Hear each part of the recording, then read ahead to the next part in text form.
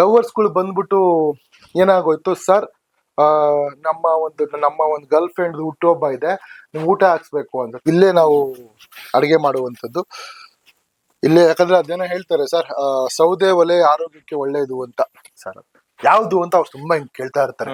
Sir ಒಂದು film ಅಲ್ಲಿ ಬಟ್ಟೆ ಎಲ್ಲ ಬಿಚ್ಕೊಂಡ್ಬಿಟ್ಟು ಸಂತೋಷ ಆಹಾ ಆಹಾ ಅಂತ ಒಂದು 5,000 6,000 ಸ್ಟೇಜ್ ಮೇಲೆ ಹೋಗಿದ್ದೀನಿ. ಬಟ್ ಎಲ್ಲರೂ ಕೊಡ್ತಾ ಇರ್ತಾರೆ ಈ ತರ ಎಲ್ಲ. ಇದು ಕರ್ನಾಟಕ ಸಾಂಸ್ಕೃತಿಕ ಸಂಸ್ಥೆಯಿಂದ ಕೊಟ್ಟಿರೋದು. ಈ ಒಂದು 2.5 ತಿಂಗಳಿಗೆ ಬಂದಿರುವಂತದ್ದು. ತಂದ ತಕ್ಷಣ ಇಲ್ಲಿ ಇಟ್ಬಿಡ್ತೀನಿ, ಇದೆಲ್ಲ ಇಡ್ತೀನಿ. ಮತ್ತೆ ಇನ್ನೂ ಒಂದು ಒಳಗಡೆ ಇನ್ನೂ ಒಂದು 900 ಇದಾವೆ ಶೀಲ್ಡ್. ಇವ್ರಾ ಇವ್ರಿದ್ರ ನನ್ನ ಪಕ್ಕದಲ್ಲಿ, ಇವ್ರೆ ನನ್ನ ವೈಫು. ಇವ್ರು ನನ್ನ ವೈಫು. ಇವ್ ನನ್ನ ಮಗನ ಹೆಸರು ಬಂದ್ಬಿಟ್ಟು ಗಂಧರ್ವ ಚಕ್ರವರ್ತಿ ಅಂತ. ಮೂಕ್ ಸುರೇಶ್ ಇದಾರಲ್ಲ, ಇವ್ರ ಸಂಬಂಧಿಕರಾಗಬೇಕು ಆಕ್ಚುಲಿ. ಅವರಿಂದ ನಂಗೆ ಅವ್ರ ಪರಿಚಯ ಆಗಿತ್ತು. ಹಂಗೆ ಒಂದ್ಸರಿ ಮೂಕ್ ಸುರೇಶ್ ರೇ ನಮ್ಮೂರ್ ಹುಡುಗಿಯಪ್ಪ, ನಮ್ ಸಂಬಂಧಿಕರು, ನಿನ್ ಮ್ಯಾರೇಜ್ ಆಗ್ಬಿಟ್ಟಿದ್ಯಲ್ಲ ಅಂತ ಅಂದಾಗ ಅವ್ರ ಫಂಕ್ಷನ್ ಅಲ್ಲಿ ಸಿಕ್ಕಿದ್ ನನಗೆ ನಮ್ಮ ಬ್ಯಾಂಕ್ ಜನರಲ್ ಸರ್. ನಮಸ್ತೆ. ನಮಸ್ತೆ ನಮಸ್ತೆ, ಬನ್ನಿ. Fine fine fine. ನೀವ್ ಹೇಗಿದ್ದೀರಾ? ನಮ್ಮ ಒಂದು ಆಶ್ರಮಕ್ಕೆ ಒಂದು ಚಿಕ್ಕ ಒಂದು ಹಳೆಯ ಸೇವೆಯನ್ನ ನೋಡಿ ಬಂದು ಇಂಟರ್ವ್ಯೂ ಮಾಡ್ತಾ ಇರೋದಕ್ಕೆ ತುಂಬಾ ಥ್ಯಾಂಕ್ ಯು ಸೊ ಮಚ್. ನಿಮಗೂ ನಿಮ್ಮ ಚಾನಲ್ಸ್ಗೂ ನಮ್ಮ ಕಡೆಯಿಂದ ಹೃದಯಪೂರ್ವಕ ಧನ್ಯವಾದ. ಫುಲ್ ಎಂಟೈರ್ ಆಶ್ರಮ ನೋಡ್ಬೋದಾ? ಬನ್ನಿ ಬ್ರದರ್, ಫಸ್ಟ್ ಇದು ತೋರಿಸ್ಬಿಡ್ತೀನಿ. ಫಸ್ಟ್ ಬನ್ನಿ. ಇದು ಇದೇನ್ ನೋಡ್ತಿದ್ದೀರಾ, ಇದು ನಮ್ಮ ಆಶ್ರಮ. ಫುಲ್ಲು ಒಳಗಡೆ ಒಂದು 78-79 ಜನ ಇದ್ದಾರೆ. ಇದು ಆಶ್ರಮ. ಬನ್ನಿ, ಇದು ಮುಂದೆ ಏನ್ ಕಾಣಿಸ್ತಿದೆ ಇದೆಲ್ಲ ಗ್ರೌಂಡು. ಅದೇನ್ ನೋಡಿದ್ರೆ ಆಶ್ರಮ, ಅದು ನಾನು ಕಳೆದ 8 ವರ್ಷಗಳಿಂದ ಬಾಡಿಗೆ ತಗೊಂಡ್ ಮಾಡ್ತಾ ಇರುವಂತ ಆಶ್ರಮ. ಇದು ಮುಂದೆ ಏನಿದೆ ಗ್ರೌಂಡು, ಇದೆಲ್ಲ ಬಂದ್ಬಿಟ್ಟು ಲೇಔಟ್. ಇದು ಒಂದು 7-8 ಸೈಟ್ಗಳು. ಈ ಒಂದು ಸೈಟ್ಗಳು ಓನರ್ಗಳು ಮಾನವೀಯತೆಯಿಂದ ಸರ್ ಪರವಾಗಿಲ್ಲ, ನಾವು ಮನೆ ಕಟ್ಟೋ ತನಕ ಯೂಸ್ ಮಾಡ್ಕೊಳ್ಳಿ ಅಂತ ಹೇಳಿದಿಕ್ಕೆ, ಆ ಕಡೆ ಹೆಂಗಿದೆ ನೋಡಿ ಆ ಕಾಡ್ ತರ, ಆ ತರ ಇದು ಇದ್ದಿದ್ದು. ಅದನ್ನ ನಾವೆಲ್ಲ ನೀಟಾಗಿ ಅದನ್ನೆಲ್ಲ ಕೆತ್ಕೊಂಡು ಅವರಿಗೆ ವಾಕಿಂಗ್ ಮಾಡಕ್ಕೆ, ಡ್ಯಾನ್ಸ್ ಮಾಡಕ್ಕೆ, ಸಿಂಗಿಂಗ್ ಮಾಡಕ್ಕೆ ಆ ತರ ಒಂದು ಗ್ರೌಂಡ್ ನ ಮಾಡ್ಕೊಂಡಿರುವಂತದ್ದು. ಬನ್ನಿ ತೋರಿಸ್ತೀನಿ. ಇದು ನಾವೇ ಮಾಡ್ಕೊಂಡಿರೋ ಶೆಡ್ಡು. ಎಲ್ಲರೂ ಸಾಯಂಕಾಲ ವಾಕಿಂಗ್ ಬಂದಾಗ ಇಲ್ಲೆಲ್ಲರೂ ಬಂದು ವಾಕಿಂಗ್ ಎಲ್ಲ ಮಾಡಿ ಸುಸ್ತಾದಾಗ ಇಲ್ಲಿಗೆ ಬರ್ತಾರೆ. ಒಳಗಡೆ ಕುತ್ಕೊಂಡು ಅವ್ರ ಕಷ್ಟ ಸುಖ ಎಲ್ಲ ಮಾತಾಡ್ಕೊಂಡಿರ್ತಾರೆ. ಇದು ಏನಕ್ಕೆ ಈ ತರ ಮಾಡ್ತಿರೋದು ಅಂದ್ರೆ, ಮಳೆಗೆಳೆ ಬಂದಾಗ, ಬಿಸಿಲಿದ್ದಾಗ ಅವ್ರಿಗೆ ಹೆಲ್ಪ್ ಆಗ್ಲಿ ಅಂತ ಅಷ್ಟೇ. ಹಾಗೆ ಇದು ಗ್ರೌಂಡು ಆಯ್ತಾ. ಹಾಗೆ ಬನ್ನಿ.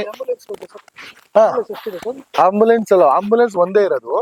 ಅದು ಬಂದ್ಬಿಟ್ಟು ಆಂಬುಲೆನ್ಸ್ ಈ ಕಡೆ ಇದೆಯಲ್ಲ ಗಾಡಿ, ಅದು ಬಂದ್ಬಿಟ್ಟು ಇತರಕ್ಕೆ ಐಟಮ್ಸ್, ಅಕ್ಕಿ, ಬೇಳೆ, ರಾಗಿ, ತರಕಾರಿಗಳು ಆತರ. ಹಂಗೆ ಬನ್ನಿ.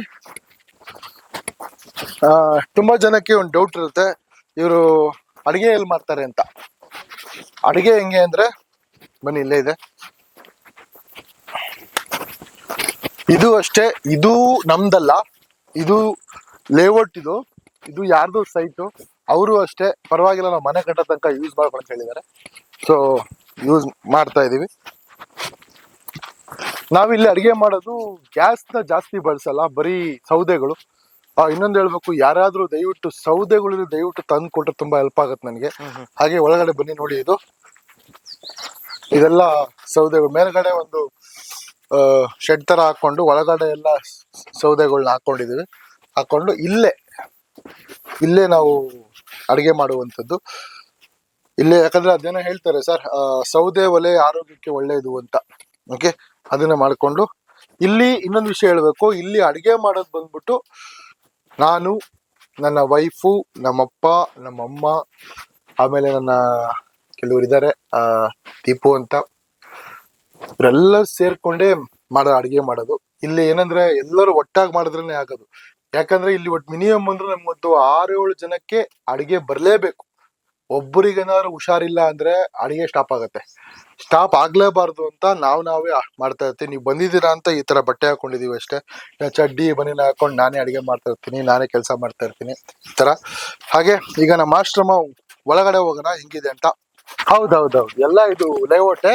ಇದು ಬಂದ್ಬಿಟ್ಟು ಬಿಡಿ ವಿಶ್ವದ ಮಹಾನ್ ವ್ಯಕ್ತಿ ಶಿವಕುಮಾರ ಸ್ವಾಮೀಜಿ ಇದಾರಲ್ಲ, ಶಿವಕುಮಾರ ಸ್ವಾಮೀಜಿ ಅವ್ರ ಹೆಸರಿಟ್ಟಿರೋ ಒಂದು ಲೇಔಟ್. ಶಿವಕುಮಾರ ಸ್ವಾಮೀಜಿ ಅವ್ರದಲ್ಲ, ಅವ್ರ ಹೆಸರಲ್ಲಿ ಒಂದು ಮಾಡಿರೋ ಒಂದು ಲೇಔಟ್. ಇದೇ ನಮ್ಮ ಒಂದು ಆಶ್ರಮ. ಹೌದು, ಈ ಗ್ರೌಂಡ್ ಫ್ಲೋರ್ ಫಸ್ಟ್ ಫ್ಲೋರ್ ಎರಡಿದೆ. ಇಲ್ಲಿ ನೀವ್ ಏನ್ ನೋಡ್ತಿದ್ದೀರ ನೋಡಿ, ಕರ್ನಾಟಕ ಜನಸೇವಾ ಟ್ರಸ್ಟ್. ಹಸಿದವರಿಗೆ ಅನ್ನ ಕೊಟ್ಟರೆ ದೇವರಿಗೆ ಸಾಲ ಕೊಟ್ಟಂತೆ. ನಾನು ನಿಮ್ಗೆ ಏನಕ್ಕೆ ಇದನ್ನ ನಾನು ಅಲ್ಲಿ ಹಾಕಿದ್ದೀನಿ ಅಂದ್ರೆ, ದೇವರಿಗೆ ಸಾಲ ಕೊಡೋ ವ್ಯಕ್ತಿ ಮಗ ಇದುವರೆಗೂ ಯಾರು ಹುಟ್ಟಿಲ್ಲ. ನಾನು ಹೇಳೋದಿಷ್ಟೇ, ಹಸಿದವ್ರಿಗೆ ಅನ್ನ ಕೊಡಿ, ಅಲ್ಲಿ ದೇವ್ರಿದ್ದಾನೆ. ನೀವು ಯಾರಿಗೂ ಹೋಗಿ ಏನದು ದೇವರು ದೇವಸ್ಥಾನ ಒಳಗಡೆ ಇಲ್ಲ, ಹಸ್ದವ್ರ ಹೊಟ್ಟೆಲಿದ್ದಾನೆ. ಅದನ್ನೇ ಹೇಳೋದು, ಹಸ್ದವ್ರಿಗೆ ಅನ್ನ ಅಂತ ಕೊಡಿ, ಅಲ್ಲಿ ದೇವರಿಗೆ ನಿಮಗೆ ದೇವರಿಗೆ ನೀವು ಸಾಲ ಕೊಟ್ಟಂತೆ. ನೀವು ಹಸ್ದವ್ರಿಗೆ ಅನ್ನ ಹಾಕ್ಬಿಟ್ರೆ ದೇವರೇ ಹೇಳ್ತಾನಂತೆ, ಹಸ್ದವ್ರಿಗೆ ಅನ್ನ ಹಾಕಿದ್ಯಾ ಅಂದ್ರೆ ನೀನ್ ನಂಗೆ ಸಾಲ ಕೊಟ್ಟಿದ್ಯಾ, ಆ ಅನ್ನನ ನಾನ್ ನಿನಗೆ ಬಡ್ಡಿ ಸಮೇತ ವಸೂಲಿ ಕೊಡ್ತೀನಿ ಅಂತ. ಅಂದ್ರೆ ನೀನು ಹಸ್ದವ್ರಿಗೆ ಅನ್ನವನ್ನು ನಿಸ್ವಾರ್ಥವಾಗಿ ಕೊಟ್ಟರೆ ನಾನು ನಿನಗೆ ಅದು 100 ಪಟ್ಟು ವಾಪಸ್ ಕೊಡ್ತೀನಿ ಅಂತ ನನ್ನ ಒಂದು ಲೈನ್ಸ್ ಅದು.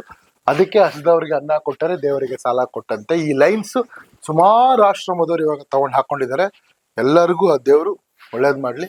ಇದು ನಮ್ಮ ಆಶ್ರಮ. ಈಗ ಒಳಗಡೆ ಹೋಗೋಣ.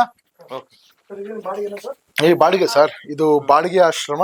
ಕಳೆದ 8.5 ವರ್ಷಗಳಿಂದ ಬಾಡಿಗೆ ಕೊಟ್ಕೊಂಡೇ ಬರ್ತಿರೋ ಆಶ್ರಮ. ಸ್ವಂತ ಏನಿಲ್ಲ ಸರ್. ನೋಡೋಣ ಯಾವಾಗ ಸ್ವಂತ ಆಗುತ್ತೆ ಗೊತ್ತಿಲ್ಲ. ಇದು ಹೌದೌದು, 8 ವರ್ಷದಿಂದ ಇದೆ. ನಾನು ಸ್ಟಾರ್ಟ್ ಮಾಡಿದ್ರೆ ಫಸ್ಟ್ ಇಲ್ಲಿ. ಇದ್ರಲ್ಲಿ ಏನ್ ನೋಡ್ತೀರಾ, ಇದೆಲ್ಲ ನನಗೆ ಬಂದಿರೋ ಒಂದು ಅಭಿಮಾನಿ ದೇವರುಗಳು ಕೊಟ್ಟಿರೋ ಅವಾರ್ಡ್ಸ್ಗಳು. ಇವೆಲ್ಲ ಇದಾ, ಇದು ಯಾರು ನನ್ನ ಫ್ಯಾನು ಕೊಟ್ಟಿದ್ದು ನನ್ನ ಒಂದು ಹುಟ್ಟುಹಬ್ಬಕ್ಕೆ. ನಿರಾಶ್ರಿತರ ಸೇವೆಗೆ ಸದಾ ಸಿದ್ಧರಾಗಿ ಯುವರತ್ನರ ಹಾದಿಯಲ್ಲಿ ನಡೆದು ತಮ್ಮ ಜನಸೇವೆಗಳಿಂದ ನಗುವಿನ ಪರಮಾತ್ಮ ಅಪ್ಪುರವರು ಇನ್ನೂ ನಮ್ಮೊಡನೆ ಇದ್ದಾರೆ ಎಂದು ತೋರಿಸಿಕೊಟ್ಟಿರುವ ಡಾಕ್ಟರ್ ಪ್ರಶಾಂತ್ ಚಕ್ರವರ್ತಿ ಅವರಿಗೆ ಜನ್ಮದಿನ ಶುಭಾಶಯಗಳು ಅಂತ. ಅವರವರ ಒಂದೇನೋ ಸರ್, ಅಪೂರ್ಣ ಅವರ ಹಾದಿಯಲ್ಲಿ, ಹೌದು ಎಷ್ಟೋ ಆಶ್ರಮಗಳು ಅವರ ಹಾದಿಯಲ್ಲೇ ಹೋಗ್ತಾ ಇದಾವೆ. ಅವರ ಮಾಡಿರೋ ಒಂದು ಸೇವೆಯಿಂದ ನಮ್ಗೆಲ್ಲ ಒಂದು ಸ್ಫೂರ್ತಿ. ಬಟ್ ಬಹಳ ಖುಷಿ ಆಗುತ್ತೆ ಅವೆಲ್ಲ ನೋಡಿದ್ರೆ. ಎಲ್ಲಾ ಕಡೆ ಹೋಗ್ತೀವಲ್ಲ ಸರ್ ಫಂಕ್ಷನ್, ಸುಮಾರು ಒಂದು 5,000 6,000 ಸ್ಟೇಜ್ ಮೇಲೆ ಹೋಗಿದ್ದೀನಿ. ಬಟ್ ಎಲ್ಲರೂ ಕೊಡ್ತಾ ಇರ್ತಾರೆ ಈ ತರ ಎಲ್ಲ. ಇದು ಕರ್ನಾಟಕ ಸಾಂಸ್ಕೃತಿಕ ಸಂಸ್ಥೆಯಿಂದ ಕೊಟ್ಟಿರೋದು, ಕರ್ನಾಟಕ ರಾಜ್ಯೋತ್ಸವ ಪ್ರಶಸ್ತಿ, ಈ ತರ ಎಲ್ಲ. ಇದು ಕೆಲವರು ಆಟೋ ಸಂಘದವ್ರು ಇದ್ದಾರೆ, ಕ್ರೇಜಿ ಬಾಯ್ಸ್ ಆಟೋ ಚಾಲಕರ ಸಂಘ ಅಂತ, ಅವ್ರು ಕೊಟ್ಟಿರುವಂತದ್ದು. ಇದು ನಾರಾಯಣ ಸ್ಕೂಲ್ ಗೊತ್ತಲ್ಲ, ನಾರಾಯಣ ಸ್ಕೂಲ್ ಅವರು ಕೊಟ್ಟಿರೋದಂಥದ್ದು, ಅವರು ಫಂಕ್ಷನ್ ಕರೆಸಿ. ಇದು ಒಂದು ಸ್ಟೇಜ್ ಮೇಲೆ ನನ್ನ ಒಂದು ಭಾವಚಿತ್ರವನ್ನ ಒಂದು ಫ್ಯಾನ್ಸ್ ಬರೆದು ಕೊಟ್ಟಿರುವಂತದ್ದು ಸ್ಟೇಜ್ ಮೇಲೆ. ಇವೆಲ್ಲ ಆಮೇಲೆ ಸುಮಾರು ಇದಾವೆ ಸರ್. ಮತ್ತೆ ಇದು ಅಖಿಲ ಕರ್ನಾಟಕ ಮಹಿಳಾ ಸಂಘದವರಿಂದ ಕೊಟ್ಟಿರುವಂತದ್ದು. ನೋಡಿ, ಇದೇ ಮಾಡಿರೋ ಸಂಪಾದನೆ ಮಾಡಿರೋ ಆಸ್ತಿ. ನೋಡಿ ಇಷ್ಟೆಲ್ಲ ನಾನು ಹೇಳಿದ್ನಲ್ಲ, ಒಂದು 4-5 ಸಾವಿರ ಸ್ಟೇಜ್ ಹತ್ತಿದ್ದೀನಿ ಅಂತ. ನಿಮ್ಗೆ ನೋಡಿ ಅದೇ ಸ್ಟೇಜ್ ಎಲ್ಲ ನಿಮ್ಗೆ ಇಲ್ಲೇ ಕಾಣಿಸ್ತಾ ಇದೆ ನೋಡಿ. ಇಷ್ಟೆಲ್ಲ ಇವೆಲ್ಲ ಒಳಗಡೆ ಶೀಲ್ಡ್ಸ್ ಇದಾವೆ ಫುಲ್, ಅದೆಲ್ಲ ಅಷ್ಟೇ. ಇದು ನನ್ನ ಆಫೀಸ್ ಇವೆಲ್ಲ. ಮತ್ತಲ್ಲಿ ಹಾಗೆ ಬನ್ನಿ ಹಂಗೆ. ಇದು ನನಗೆ ಒಂದು ಇಷ್ಟು ಈ ಒಂದು 2.5 ತಿಂಗಳಿಗೆ ಬಂದಿರುವಂತದ್ದು. ತಂದ ತಕ್ಷಣ ಇಲ್ಲಿ ಇಟ್ಬಿಡ್ತೀನಿ, ಇದೆಲ್ಲ ಇಡ್ತೀನಿ. ಮತ್ತೆ ಇನ್ನೂ ಒಂದು ಒಳಗಡೆ ಇನ್ನೂ ಒಂದು 900 ಇದಾವೆ ಶೀಲ್ಡ್. ಇನ್ನೊಂದು 26-27 ಚೀಲ ಹಾರ ಶಾಲುಗಳವೆ. ನಿಮ್ಗೆಲ್ಲ ಅನ್ನಿಸ್ಬೋದು ವಿಚಿತ್ರ, ಇವೆಲ್ಲ ಯಾಕೆ ಹಿಂಗೆ ನೇತಾಕ್ಬಿಟ್ಟಿದ್ದಾನೆ ಬಿಲ್ಡಪ್ಗೋಸ್ಕರ ಅಂತ. ಯಾವ ಬಿಲ್ಡಪ್ಗೋಸ್ಕರ ಇಲ್ಲ ಸರ್. ನನಗೆ ಯಾರೋ ಒಬ್ಬ ಮಹಾನ್ ವ್ಯಕ್ತಿ ಒಂದು ಫಂಕ್ಷನ್ಗೆ ಹೋಗ್ತೀನಿ, ಅಲ್ಲಿ ಫಸ್ಟ್ ಒಂದು 4-5 ವರ್ಷ ಹಿಂದೆ ಈ ಹಾರ ಶಾಲುಗಳೆಲ್ಲ ನಂಗೆ ಇಷ್ಟ ಆಗಲ್ಲ. ಫಸ್ಟ್ ಆಫ್ ಆಲ್ ಬೇಡ, ನಂಗೆ ಇವೆಲ್ಲ ಹಾಕ್ಬೇಡಿ, ಇದ್ರ ಬದಲು ನಂಗೆ ಹಾಲು ಕೊಡ್ಸಿ ಮೆಡಿಸಿನ್ ಕೊಡ್ಸಿ ಅಂತ ಕೇಳ್ತಾ ಇರ್ತೀನಿ. ಈಗ ದೊಡ್ಡ ಹಾರ ಶಾಲೆಲ್ಲ ಹಾಕ್ತಾರೆ, ದೊಡ್ಡ ದೊಡ್ಡ ಫಂಕ್ಷನ್. ನಾನು ಬರ್ಬೇಕಾದ್ರೆ ಹಾರ ಶಾಲುಗಳನ್ನ ಅಲ್ಲೇ ಚೇರ್ ಮೇಲೆ ಇಟ್ಬಿಟ್ಟು ಹೊರಟ್ಬಿಡ್ತೀನಿ. ಅದನ್ನ ಯಾರೋ ಒಬ್ರು ನೋಡಿ ಮತ್ತೆ ನಮ್ಮ ಆಶ್ರಮಕ್ಕೆ ಬರ್ತಾರೆ, ಬಂದ್ಬಿಟ್ಟು ಒಂದು ಮಾತು ಹೇಳ್ತಾರೆ, ಸರ್ ಎಷ್ಟೋ ಜನಕ್ಕೆ ಸ್ಟೇಜೇ ಸಿಗಲ್ಲ, ಸ್ಟೇಜ್ ಮೇಲೆ ಯಾರು ಕರೆದು ಹಾರನೂ ಹಾಕಲ್ಲ. ಅವ್ರಿಗೆ ಎಷ್ಟೋ ಜನ ಸ್ಪಾನ್ಸರ್ಸ್ಗಳು, ಗಣೇಶ ಅಣ್ಣಮ್ಮ ಈ ಫಂಕ್ಷನ್ಗಳಿಗೆಲ್ಲ 20,000-30,000 ಸ್ಪಾನ್ಸರ್ಸ್ಗಳು ಮಾಡಿ ನಮ್ಮ ಸ್ಟೇಜ್ ಮೇಲೆ ಕರೆದು ನೀನು ಹಾರ ಹಾಕ್ಬೇಕು ಅಂತ ಹಾಕ್ಸ್ಕೊಂತಾರೆ. ನಿಮಗೆ ಜನ ಪ್ರೀತಿಯಿಂದ ಹಾಕ್ಬೇಕಾರೆ ಅದನ್ನ ನೀವು ಕಸ ತರ ಬಿಸಾಕ ತಪ್ಪು. ದಯವಿಟ್ಟು ಯಾರ್ಯಾರು ನಿಮಗೆ ಇನ್ಮೇಲೆ ಒಂದು ಖರ್ಚೀಪಾಗಿ ಸನ್ಮಾನ ಮಾಡಿದ್ರು ಅದನ್ನ ಕಣ್ಣಿಗೆ ಹೊತ್ಕೊಂಡು ಒಂದ್ ಕಡೆ ಹಾಕಿ. ಹೆಂಗ್ ಹಾಕ್ಬೇಕು ಅಂದ್ರೆ ಅದು ಯಾವಾಗ ನಿಮ್ ಕಣ್ಣಿಗೆ ಕಾಣಿಸ್ತಾ ಇರ್ಬೇಕು. ಕಾಣಿಸ್ತಾ ಇದ್ರೆ ಇನ್ನೂ ನಾನು ಸೇವೆ ಮಾಡ್ಬೇಕು, ಇನ್ನೂ ಒಳ್ಳೆ ಸಾಧನೆ ಮಾಡ್ಬೇಕು ಅಂತ ನಿಮ್ಗೊಂದು ಒಂದು ಕಾನ್ಫಿಡೆಂಟ್ ಬರುತ್ತೆ, ಇನ್ನೂ ಒಂದು ಸ್ಫೂರ್ತಿ ಬರುತ್ತೆ ಅಂತ ಹೇಳಿದ್ಮೇಲೆ ನಮ್ಗೆ ಅನ್ನಿಸ್ತು ಸತ್ಯ ಅಂತ.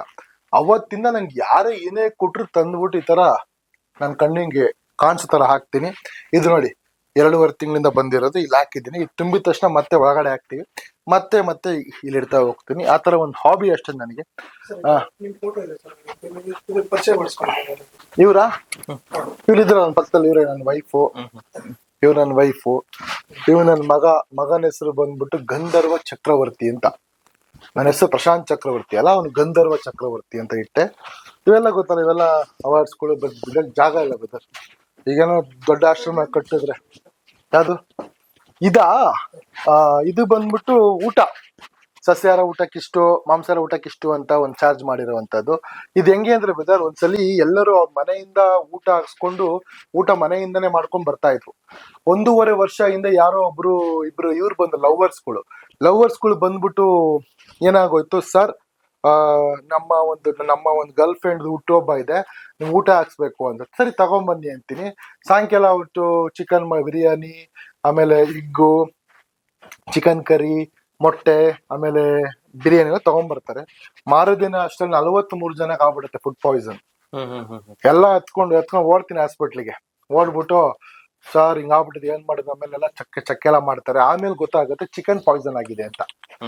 ಅಂದ್ರೆ ಎಷ್ಟೋ ಹೋಟೆಲ್ಗಳಲ್ಲಿ ಚಿಕನ್ಗಳನ್ನ ಒಂದ್ 2-3-4 ದಿನ ಫ್ರಿಜ್ ಅಲ್ಲಿ ಹಂಗೆ ಇಟ್ಟು ಮಾಡ್ತಾರೆ. ಅದನ್ನ ಮಾಡಿಸ್ಕೊಂಡು ಬಂದಿರುವಂತದ್ದು. ಅವಾಗ ಆ ವ್ಯಕ್ತಿಗೆ ಫೋನ್ ಮಾಡ್ತೀನಿ. ಎಲ್ಲಾ ಸೇರಿ ಒಂದು 3-4 ದಿನ ಇರ್ತಾರೆ ಹಾಸ್ಪಿಟ್ಲಲ್ಲಿ. ಆ ಟೈಮಲ್ಲಿ ಒಂದು 2.25-3 ಲಕ್ಷ ಬಿಲ್ ಆಗುತ್ತೆ ಹಾಸ್ಪಿಟ್ಲಲ್ಲಿ. ಎಷ್ಟು 43 ಜನ ಸರ್. ಆ ಟೈಮ್ ಅವ್ರಿಗೆ ಫೋನ್ ಮಾಡ್ತೀನಿ, ಯಾರು ತಂದ್ಕೊಟ್ರು, ಬಾರಪ್ಪ ನೀನು ತಗೊಂಬಂದ್ ಕೊಟ್ರೆ ಊಟದಲ್ಲಿ ಈ ತರಪ್ಪ ಇದಾಗ್ಬಿಟ್ಟಿದೆ ಪಾಯ್ಸನ್, ಬಂದ್ ಹಾಸ್ಪಿಟಲ್ ಬಿಲ್ ಕಟ್ಟು ಅಂದ್ರೆ, ಅವತ್ತು ಆ ವ್ಯಕ್ತಿ ಸ್ವಿಚ್ ಆಫ್ ಮಾಡಿದವನು ಇವತ್ತು ಆನ್ ಮಾಡಿಲ್ಲ. ಅವತ್ತಿಂದ ನಮ್ ಪಾಠ ನಮ್ ಡಾಕ್ಟರ್ಗೆಲ್ಲ ಕೇಳ್ತೀನಿ, ಒಂದ್ ಕೆಲಸ ಮಾಡಿ ಔಷಧಿ ಫುಡ್ ತಗೊಳಕ್ ಹೋಗ್ಬೇಡಿ, ಬೇಡ ಬಿಟ್ಬಿಡಿ. ಒಂದ್ ಕೆಲಸ ಮಾಡಿ, ಆ ಒಂದು ಮೀಲಿಗೆ, ಒಂದು ಊಟಕ್ಕೆ, ಒಂದ್ ದಿನಕ್ಕೆ ಎಷ್ಟು ಖರ್ಚಾಗುತ್ತೆ ಅಷ್ಟನ್ನ ಕರೆಕ್ಟ್ ಕ್ಯಾಲ್ಕುಲೇಷನ್ ಮಾಡಿ ಅಲ್ಲಿ ಹಾಕ್ಬಿಡಿ. ಯಾವ MLA ಅಷ್ಟೇ, ಯಾವ ಚಪ್ಪಲಿ ಬಂದ್ರು ಅಷ್ಟೇ, ಗಾರೆ ಕೆಲಸ ಮಾಡೋನ್ ಬಂದ್ರು ಅಷ್ಟೇ ಅಮೌಂಟ್ ಫಿಕ್ಸ್ ಮಾಡ್ಬಿಡಿ ಅಂತ ಹೇಳ್ಬಿಟ್ಟು ಹೇಳಿದ್ಮೇಲೆ ಅಷ್ಟೇ ಖರ್ಚು. ಅಂದ್ರೆ ಅದರಲ್ಲಿ gas charge, butter charge, workers charge, items charge ಎಲ್ಲ ಸೇರಿ ಇನ್ಕ್ಲೂಡಿಂಗ್ 1 ಟೈಮಿಗೆ ಇಷ್ಟು, ಫುಲ್ ಡೇಗೆ ಇಷ್ಟು ಅಂತ ಒಂದು ಪ್ಲಾನ್ ಮಾಡ್ಕೊಂಡ್ವಿ. ಅವತ್ತಿಂದ ಯಾಕಂದ್ರೆ ಸರ್, ಈಗ ನಾವು ಊಟ ನೀವು ಹಾಕ್ಸೇ ಇರಿ, ನಾನು ಊಟ ಹಾಕ್ಸ್ತೀನಿ. ಏನೋ ತಂದ್ಬಿಟ್ಟು ಕೊಟ್ಬಿಟ್ಟು ಅವ್ರು ಏನಾರ ಫುಡ್ ಪಾಯ್ಸನ್ ಆಗ್ಬಿಟ್ರೆ ಮತ್ತೆ ನಾನೇ ಅನುಭವಿಸ್ಬೇಕು, ಎತ್ಕೊಂಡು ನಾನೇ ಓಡ್ಬೇಕು. ಅದಕ್ಕೆ ರಿಸ್ಕೇ ಬೇಡ ಅಂತ ಊಟ ಇಲ್ಲೇ ಹಾಕ್ತಿವಿ ಸ್ವಾಮಿ, ನೀವ್ ಬರೀ ಅದೇನು ಅಮೌಂಟ್ ಹಾಕ್ಬಿಡಿ, ನಾವೇ ಊಟ ಹಾಕ್ತಿವಿ, ನೀವು ಬೇಕಾದ್ರೆ ಬಂದು ನಿಮ್ ಕೈಯಾರ ಎಲ್ಲರಿಗೂ ಊಟ ಬಡಿಸ್ಬಿಟ್ಟೆ ಹೋಗ್ರಿ ಅಂತ ಹೇಳ್ಬಿಟ್ಟು ಪ್ಲಾನ್ ಮಾಡ್ಕೊಂಡ್ರ. ಇದು ಪಾಪು ಕಲಾವಿದರ ಸಂಘ ಅಂತ, ಇದು ಗೊತ್ತ ರವೀಂದ್ರ ಕಲಾಕ್ಷೇತ್ರದಲ್ಲಿ ಮಾಡಿದ್ದು. ಅಲ್ಲಿ ನನಗೆ ಕರ್ನಾಟಕದ ಉತ್ತಮ ಸೇವಕ ಅಂತ ಒಂದು ಕೊಟ್ರು ಅವಾರ್ಡು. ಅಂದ್ರೆ ಇದು ಬಂದ್ಬಿಟ್ಟು ಎಲ್ಲಾ ಕಲಾವಿದರು ಇರ್ತಾರೆ ಗೊತ್ತಾ, ಇಂಡಸ್ಟ್ರಿಯಲ್ಲಿ ಎಲ್ಲ ಸೇರಿ ಮಾಡ್ಕೊಂಡಿರೋ ಒಂದು ಸಂಸ್ಥೆ. ಅಲ್ಲಿಂದ ಉತ್ತಮ ಸೇವಕ ಅಂತ ಇದು ಮಾಡಿದ್ರು. ಅಂದ್ರೆ ಆ ಟೈಮಲ್ಲಿ ನನಗೆ ಕೋವಿಡ್ ಆದಾಗ ಸುಮಾರು ಜನ, ಒಂದು 12-13 ಸಾವಿರ ಜನ ಫ್ಯಾಮಿಲಿ ಕೊಟ್ಟಿದ್ದೀನಿ ನಾನು. ಅಂದ್ರೆ ಐಟಮ್ಸ್, ಅಂದ್ರೆ ಅಕ್ಕಿ, ಬೇಳೆ, ರೇಷನ್ ಕಿಟ್ ಅಂತಾರಲ್ಲ, ಆ ತರ ಒಂದು 1-1.5 ಸಾವಿರ ಜನ ಆರ್ಟಿಸ್ಟ್ಗಳಿಗೂ ಕೊಟ್ಟಿದ್ದೆ. ಅದೆಲ್ಲ ಗಮನಿಸ್ಬಿಟ್ಟು ಆ ಒಂದು ಕಲಾವಿದರ ಸಂಘದಿಂದ ನನಗೆ ಉತ್ತಮ ಸೇವಕ ಅಂತ ಒಂದು ಪ್ರಶಸ್ತಿ ಕೊಟ್ಟಿದ್ದು. ಹಾಗೆ ಸರ್, ನಾನು ಆಲ್ಮೋಸ್ಟ್ ಇಲ್ಲೇ ಇರ್ತೀನಿ. ಇಲ್ಲಿಂದ ಒಂದು 4-5 ಕಿಲೋಮೀಟರ್ ನಮ್ಮ ಮನೆ. ಒಂದ್ ಮನೆನ ಲೀಸಿಗೆ ಹಾಸ್ಕೊಂಡಿದ್ದೀನಿ, ಲೀಸಿಗೆ ಹಾಸ್ಕೊಂಡು ಅಲ್ಲಿ ಇರ್ತೀನಿ. ಇಲ್ಲೇ ಒಳಗಡೆ ಒಂದು ರೂಮ್ ಇದೆ, ಯಾವಾಗ ಇಲ್ಲೇ ಇರ್ತೀನಿ ನಾನು. ಬಟ್ ಒಂದು ರಾತ್ರಿ 10:30 ಎಲ್ಲರದು ಊಟ ಎಲ್ಲ ಆದ್ಮೇಲೆ ಮನೆಗೆ ಹೋಗ್ತೀನಿ. ಮತ್ತೆ ಬೆಳಿಗ್ಗೆ ಬರ್ತೀನಿ 7 o'clock 6:30. ಸರ್, ನಾನು ವೈಫ್ ಮೇನ್ ಇರೋದು. ಇಲ್ಲಿ ಬಿಟ್ರೆ ನಮ್ಮ ವರ್ಕರ್ಸ್ಗಳು, ನಮ್ಮ ಮ್ಯಾನೇಜರ್ ಎಲ್ಲ ಇದ್ದಾರೆ. ಮ್ಯಾನೇಜರ್ ಇದ್ದಾರೆ, ಭಟ್ರು ಇದ್ದಾರೆ, ವರ್ಕರ್ಸ್ ಇದ್ದಾರೆ. ಸರ್, ಈಗ ಸರ್ ಏನಂದ್ರೆ ಈಗ ಅದೇನ ಅಂತಲ್ಲ ಸರ್, ಈಗ ಯುದ್ಧನ ಒಬ್ನೇ ಮಾಡಕ್ಕಾಗಲ್ಲ. ರಾಜ ನಿತ್ಕೊಂಡ್ಬಿಟ್ಟು ಬರ್ರ ಅಂದ್ರೆ ಎಷ್ಟ್ ಜನ ಒಬ್ಬ ನೋಡ್ಯಕ್ಕಾಗಲ್ಲ, ಸೈನಿಕರು ಇರ್ಲೇಬೇಕಲ್ಲ ಸರ್. ಏನೇ ಅಂದ್ರೂ ಮಾಡ್ಲೇಬೇಕು, ಜನ ಇರ್ಲೇಬೇಕು, ಮಾಡ್ಲೇಬೇಕು. ಈಗ ಒಬ್ಬನೇ, ಈಗ ಒಂದ್ ದಪ್ಪ ಒಬ್ಬ ವ್ಯಕ್ತಿ ಇರ್ತಾನೆ, ಒಬ್ಬನೇ ಎತ್ತಕ್ ಆಗಲ್ಲ, 4 ಜನ ಎತ್ತಲೇಬೇಕು. ನಾನೀಗೆಲ್ಲ ಫಂಕ್ಷನ್ ಹೋಗಿರ್ತೀನಿ, ಟಕ್ ಅಂತ ಬರೀ ಆ ಟೈಮಲ್ಲಿ ವೈಫ್ ಇದ್ದೇ ಇರ್ತಾಳೆ. ವೈಫ್ ಮತ್ತೆ ನಮ್ಮ ವೈಫು, ನಮ್ಮ ಅಮ್ಮ ಇರ್ತಾರೆ, ನಮ್ಮ ಅಪ್ಪ ಇರ್ತಾರೆ, ಎಲ್ಲ ಇದ್ದೇ ಇರ್ತಾರೆ. ಆಕ್ಚುಲಿ ನನ್ ಜೊತೆ ದಫನ್ ಮಾಡಕ್ ಬರೋದಿಲ್ಲ ಇವಳು, ನಮ್ಮಪ್ಪ ಎಲ್ಲ ಬರ್ತಾರೆ. ಹಂಗೆ ಮಾಡೋದ್ ಕೆಲಸ.